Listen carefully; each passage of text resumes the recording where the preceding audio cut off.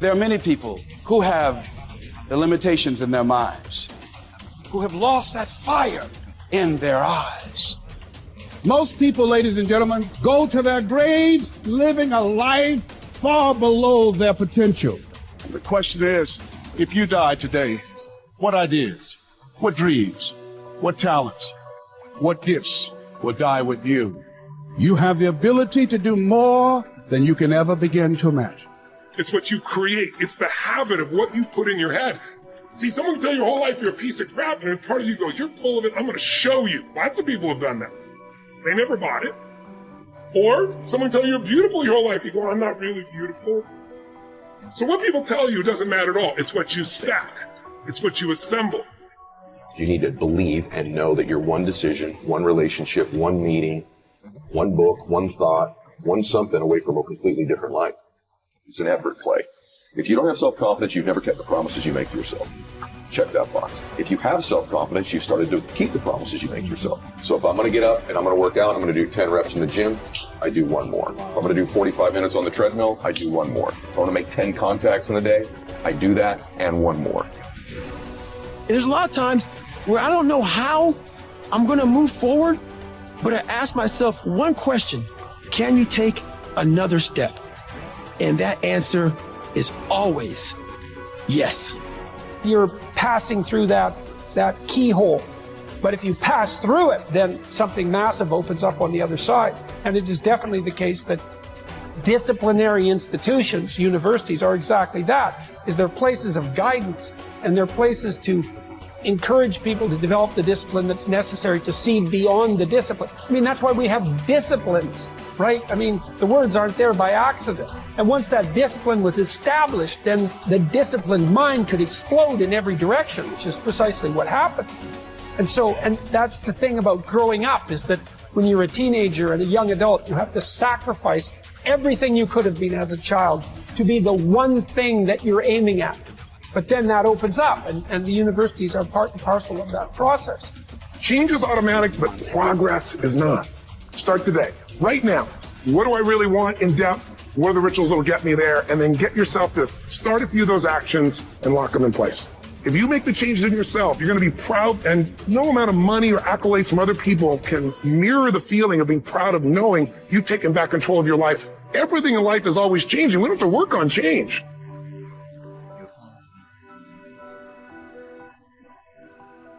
The major key to the good life. Every day in 1,000 different ways, we are trying to improve ourselves by learning how to do things. We spend a lifetime gathering knowledge in classrooms, in textbooks, in experiences. Now, if knowledge is power, if knowledge is the forerunner to success, then why do we fall short of our objectives? Why, in spite of all our knowledge and in spite of our collective experiences, do we find ourselves aimlessly wandering, settling for a life of existence rather than a life of substance? There may be many answers to this question. Your answers may be different than your associates or your spouses or your friends. The fundamental answer is the absence of discipline. Applying all that we know. Discipline. Self-discipline. We might add one more word here: consistent. Consistent self-discipline. It doesn't really matter how smart you are or how much you know if you don't use it. And once you're disciplined, like you're like a sharpened sword, man, like a well-tempered blade, and then you can go out there and operate in the world. The reason that discipline is necessary is because you're a mass of competing short-term interests. And so the question is then, well, which short-term interests should win out? And the answer to that is none of them. They need to be organized into a hierarchy that makes them functional across time and across individuals. Get it really simple, things you do right now to change your life. You can go to experience it that day, and then you get momentum. Day 1, day 2, day 3, day 4, and all of a sudden now what used to be hard to do is easy to do. And I think for anyone, you got to understand, anyone can learn anything. And I'm just not willing to settle for a life without passion and aliveness. That's just like, there's so much to learn, there's so much to grow. And then my view is, what's next is always better. If I make it so, it's my job to make it so. And I think that's how we have to navigate. But most of us have been conditioned not to take a risk. But once you peel the crust, peel that crust away and see who you really are, you open your mind to a whole nother world. So I've opened my mind up to a whole nother world that most people can't even fathom because they haven't dug deep. So people think I'm crazy because I found a whole nother way of living. I think they're crazy for never even trying to get to the other side of whatever's in front of them. So what drives me every day is finding more of myself. And being my best is a never-ending journey. It is said that the master swordsman Nakayama Hakudo would practice drawing his sword some 2,000 times a day. At the Hayashizaki temple, in one marathon of endurance training, he was recorded drawing his sword 10,000 times in a single 24-hour period. We can imagine the sheer speed required to do this.